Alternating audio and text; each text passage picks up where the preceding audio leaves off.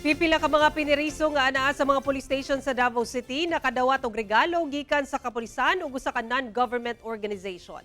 Samtang mipahimangno ang kapulisan nga mutamod sa firecracker ban sa syudad. Ari ang report ni John D. Esteban.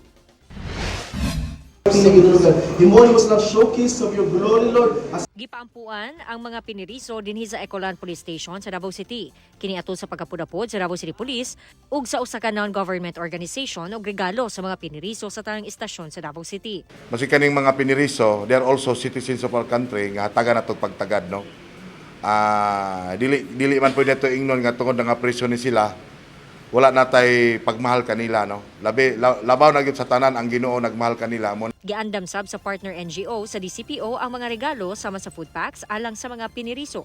Gumikan alang kanila ang kasaulugan sa Pasko ug New Year alang sa tanan. So we have prepared 300 gifts para sa ato ang mga PUPCs to all the 20 police station here in Davao. We've been a partner of the Davao City Police Office sa pagtabang sa atong community. Samtang libuan ka pulis ang gideploy sa DCPO sa pagsugat sa bagong tuig sa Davao City.